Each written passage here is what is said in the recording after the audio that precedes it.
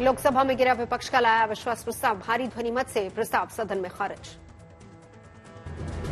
अविश्वास प्रस्ताव पर बहस का प्रधानमंत्री मोदी ने दिया जवाब, 2 घंटे 13 मिनट तक भाषण दिया। भाषण में विपक्ष पर प्रधानमंत्री मोदी का चुन चुन कर वार, कहा विपक्ष ने इंडिया के टुकड़े किए, अब इंडिया गठबंधन बनाया, इसमें इनके घमंड का प्रतीक। लोकसभा में बोले पीएम मोदी, खंडर पर प्लास्टर लगा रहा है विपक्ष, सबने मिलकर कांग्रेस का बंटाधार किया। प्रधानमंत्री ने कहा विपक्ष ने जनता से किया विश्वासघात, हमने भारत को दिया घोटाला रहित सरकार, युवाओं को नए अवसर दिए।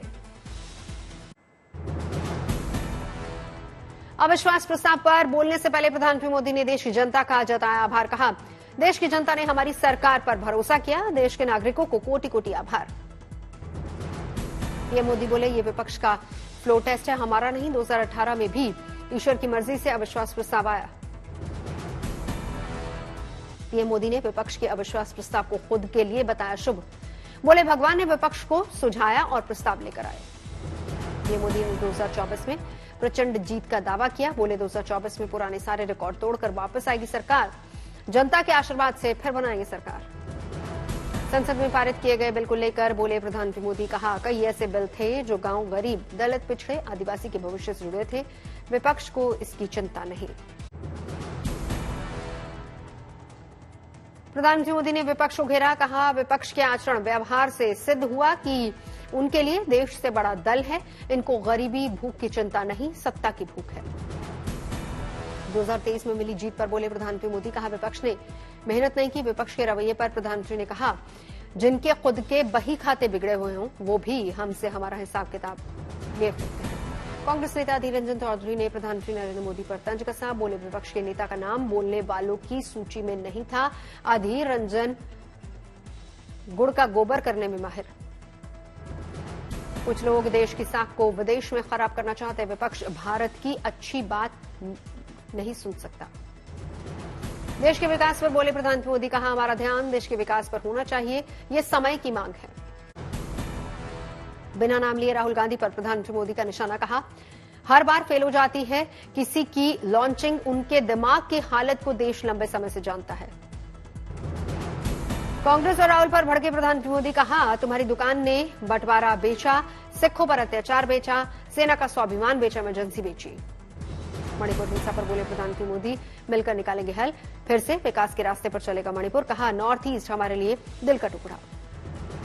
पीएम मोदी के भाषण के बाद कांग्रेस का वॉकआउट, प्रधानमंत्री मोदी ने कहा असत्य बोलो और भाग जाओ, ये सहमत होते तो मणिपुर पर अलग से चर्चा होती।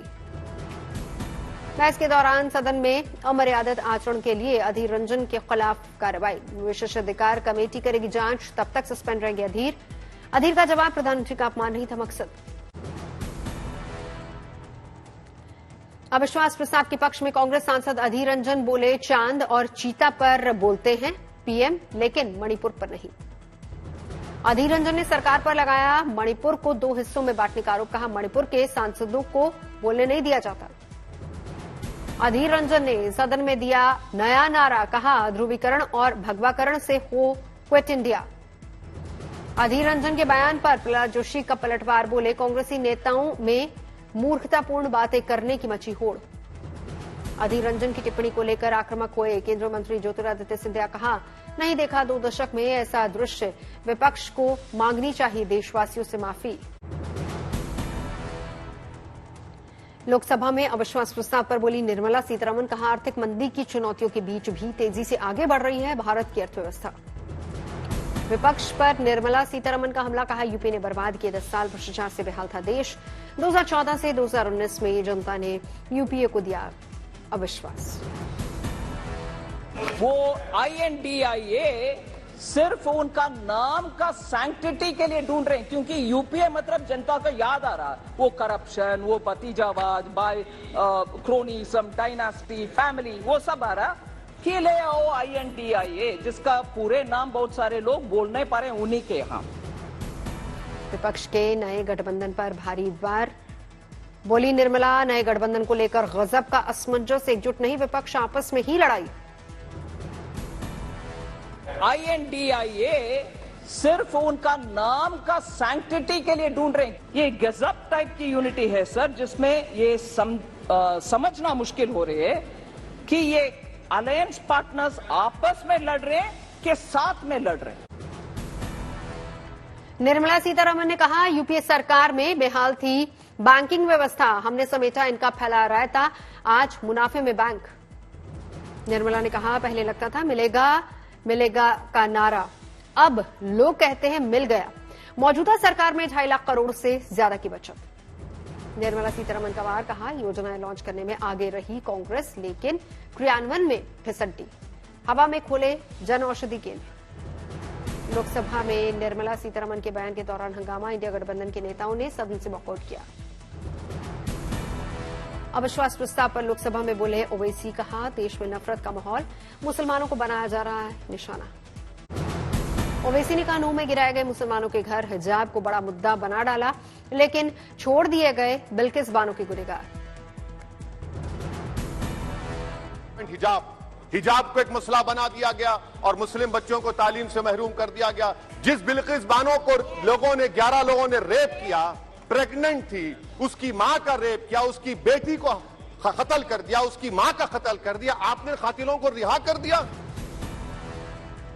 सदन में ओवैसी ने पूछा, कुलभूषण जाधव को क्यों भूल गई सरकार, पाकिस्तान से कब होगी वापसी।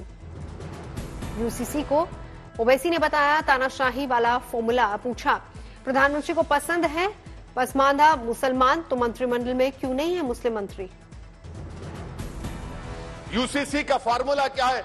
एक मुल्क में एक मजहब, एक कल्चर, एक जबान। ये तो डिक्टेटरों का फॉर्मूला है। भारत एक गुलदस्ता है, भारत एक मोज़ाइक है, यहां पर बेशुमार जबानें, बेशुमार मज़ाहिब बोले जाते। अविश्वास प्रस्ताव पर बहस के दौरान बोली टीएमसी सांसद महुआ मोइत्रा, मणिपुर में 3 महीने में मारे गए हैं 150 लोग, एक समुदाय के खिलाफ हिंसा। महुआ मोइत्रा ने कहा, पुलिस से लूटे गए हजारों हथियार, महिलाओं पर भी हो रहा अत्याचार, लेकिन खामोश है सरकार। महुआ मोइत्रा ने कहा, अविश्वास प्रस्ताव को लेकर उड़ाया जा रहा है हमारा मजाक, मणिपुर और नूह हिंसा पर जवाब दे सरकार। अविश्वास प्रस्ताव पर बहस में बोले चिराग पासवान, कहा बिहार में नीतीश को कोई नहीं कर रहा कबूल।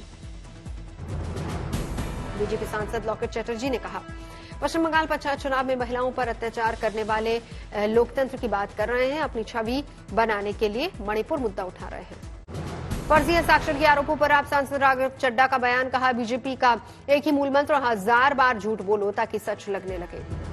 राघव चड्ढा ने कहा, मैंने नहीं तोड़ा कोई नियम, दुष्प्रचार कर रही है बीजेपी। दिल्ली सेवा बिल को सिलेक्ट कमेटी में भेजने के लिए दिया गया था प्रस्ताव, कुछ सांसदों के फर्जी दस्तखत का आरोप। राघव चड्ढा ने कहा, संसदीय नियमों के मुताबिक दिया प्रस्ताव, रूल बुक के मुताबिक कमेटी के लिए प्रस्तावित नाम का सिग्नेचर जरूरी नहीं। आम आदमी पार्टी ने भी जारी किया बयान, कहा प्रस्ताव में प्रस्तुत नहीं किए गए हस्ताक्षर, इसीलिए व्याख्या का सवाल ही नहीं उठता। ज्ञानवापी परिसर में एसआई का 8वें दिन सर्वे खत्म, शुक्रवार फिर से ज्ञानवापी परिसर में एसआई की टीम पहुंचेगी।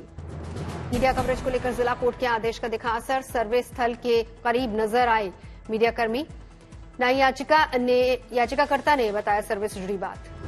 ज्ञानवापी परिसर में हो रहे सर्वे को लेकर सामने नहीं आए हिंदू पक्ष के लोग, हिंदू पक्ष के वकील ने कहा एएसआई हर बिंदु पर कर रहा है सर्वे।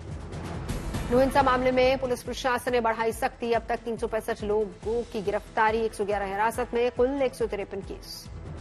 हिंसा मामले पर बोले हरियाणा के राज्यपाल, शांति बनाए रखने की अपील, प्रगति के लिए शांति जरूरी, हरियाणा के लोग बनाए रखे भाईचारा। राजस्थान में विधानसभा चुनाव से पहले सीएम अशोक गहलोत का बड़ा ऐलान, ओबीसी के लिए 6% अतिरिक्त आरक्षण का खेला दाव। सीएम गहलोत ने ट्वीट करके कहा, 21% ओबीसी आरक्षण के साथ 6% अतिरिक्त कोटा की व्यवस्था की जाएगी। ओबीसी वर्ग की अति पिछड़ी जातियों की पहचान के लिए ओबीसी आयोग करवाएगा सर्वे। कांग्रेस राजस्थान में सरकार रिपीट करने के लिए लाई वायदों और योजनाओं का पिटारा। राजस्थान में ओबीसी आरक्षण की सीमा केंद्र से भी थी कम, इसी नाराजगी को दूर करने के लिए गहलोत ने चला ये दांव। बीजेपी जाट, गुर्जर, मीणा के साथ ही सवर्ण मतदाताओं के सहारे राजस्थान जीतने की कोशिश में बीजेपी ने भी उठाया ओबीसी मुद्दा। सावन के महीने में उज्जैन के महाकाल मंदिर में बम्पर चढ़ावा, महाकाल मंदिर के खाते में जमा हुए 200 करोड़ रुपए। दिल्ली में एयर इंडिया का जारी हुआ नया लोगो। एयरलाइंस की नई पहचान और रीब्रांडिंग का हिस्सा है नया लोगो। आईआईटी दिल्ली ने किया कमाल, बनाया दुनिया का सबसे मजबूत बुलेट प्रूफ जैकेट। दिल्ली में लॉन्च हुआ ड्रीम गर्ल 2 का नया गाना। कार्यक्रम में मौजूद रहे एक्टर आयुष्मान खुराना। टिहरी में पुलिस और एसडीआरएफ के जवानों ने किया लोगों का रेस्क्यू। भारी बारिश के बीच घर में घुसा पानी और मलबा, दीवार तोड़कर बचाई जान।